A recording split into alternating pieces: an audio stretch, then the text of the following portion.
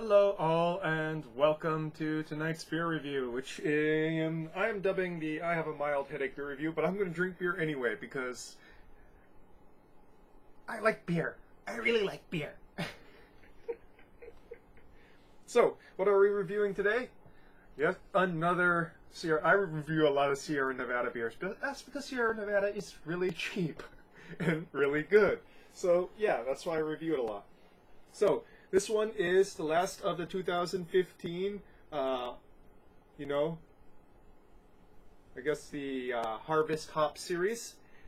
So this is the Wild Hop IPA, and let me read the label for you. In the finale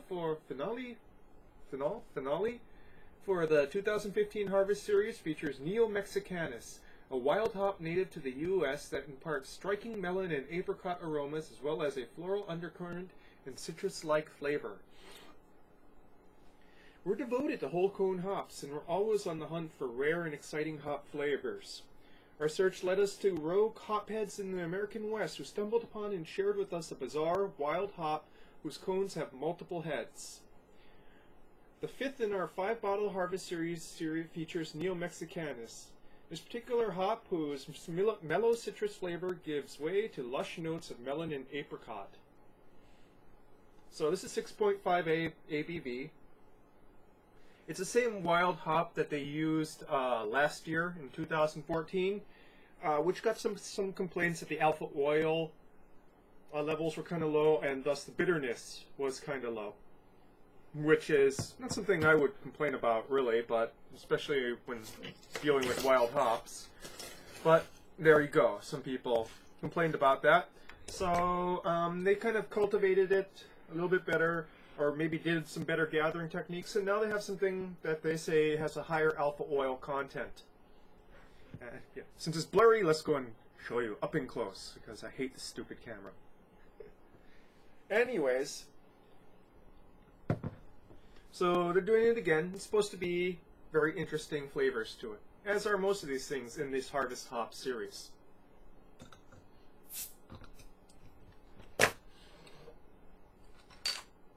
Very interesting. Got some funkiness to it there. Hop funkiness, not yeast funkiness. Oopsie, maybe pouring a little bit too vigorously. Yeah, definitely pouring a little bit too vigorously.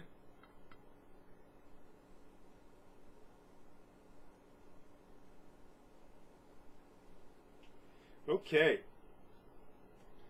Nice, clear, yellow-orange flavor. Very yellow, actually, for an IPA. Nicely carbonated, clear, with just a slightly off-white head. Very thick and frothy, but that might just be an artifact of the way I poured it. Got 2 fingers. Ooh, yeah.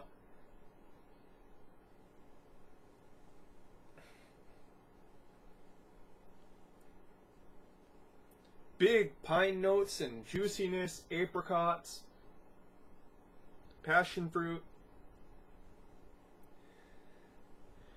nice little skunkiness, very grassy herbalness,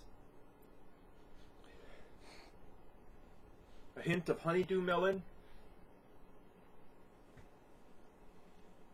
I don't know why they don't have passion fruit. I smell it in quite a few IPAs. I guess because a lot of people aren't really acquainted with passion fruit on the mainland as a smell or taste note.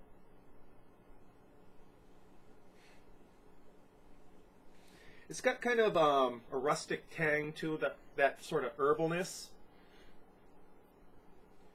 Not so much. It's not really that piney sort of resiny. It smells like an herbaceous kind of resin.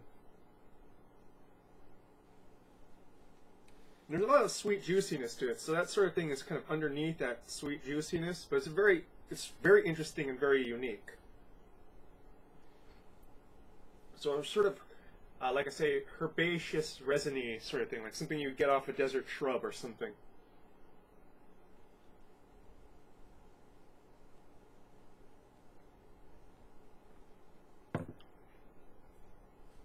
Wow. I am impressed. There's going to be quite a bit to suss out here.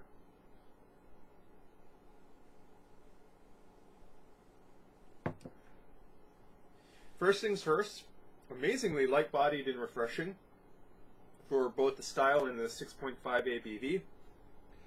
The next thing that you really notice is not very bitter.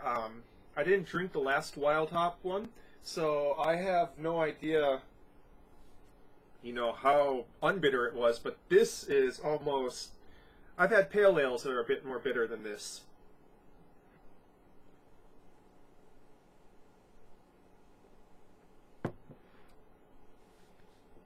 No, I take that back, actually. It clears the palate. There is a distinct bitterness to it, but it's mostly in the mid, and it clears quite quickly, just a very little bit. Almost sort of a pale ale sort of level of bitterness on the tongue. Or maybe not.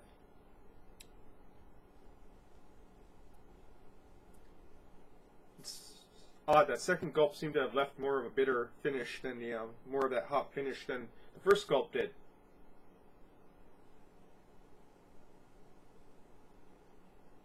Either way, relatively not bitter for the IPA style and for Sierra Nevada. Still plenty bitter enough, and also because of the fairly light body and fairly light malting, comes across as balanced.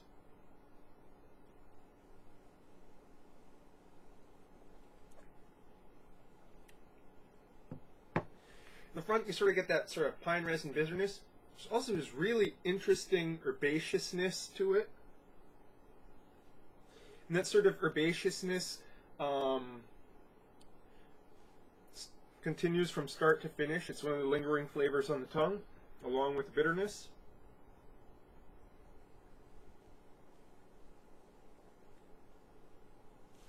Very prickly carbonation for the style, probably because of the fairly light body.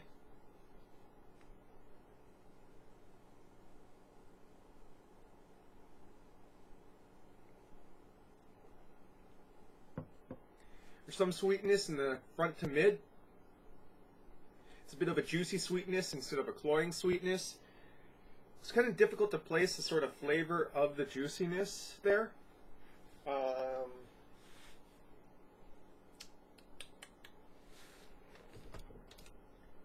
There we go. It's very difficult to sort of place the flavor of the juiciness there.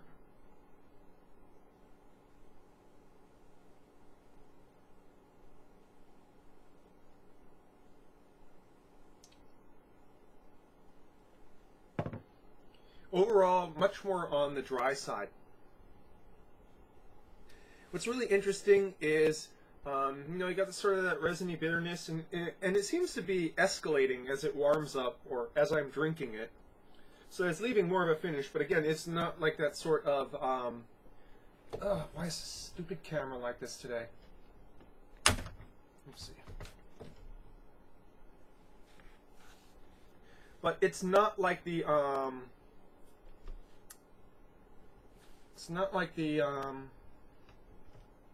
there we go. It's not like the, where was I?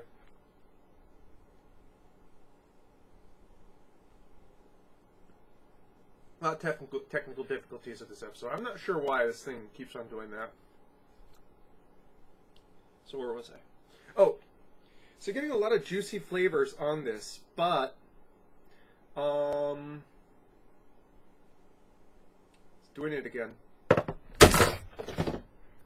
Okay. Oopsie.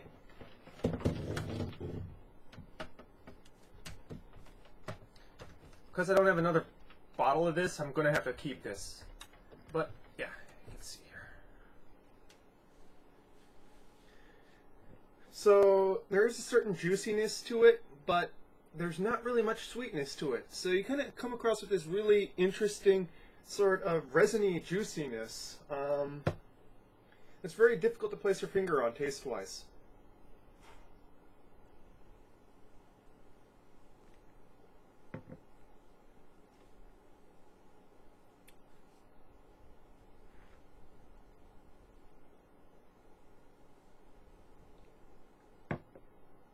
Very refreshing, though. Again, I'd like to repeat that. I'm really enjoying this almost from the standard of just sitting down and drinking without really focusing on the taste. You almost want to gulp it instead of sip it.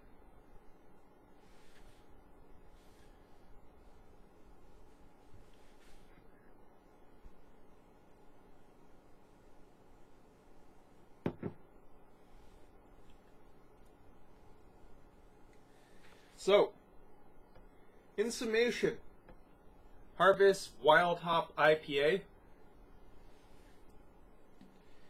Not very bitter for the style, bit light-bodied for the style, but in the end, still balanced, still very much an IPA, and showcasing some very, very interesting and unique hop flavors, as most of the other entries in this series has done. I apologize for technical difficulties, and you kind of got to see my trademark temper there. That's why I have a desktop instead of a laptop.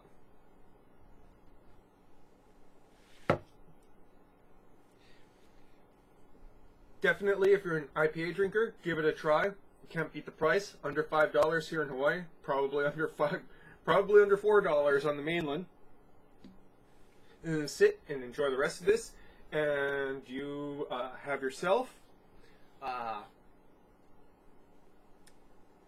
wonderful holiday season. I'm not sure if I'm going to do any more reviews before Christmas. Not? Well, I'm probably going to upload this sometime in March or something.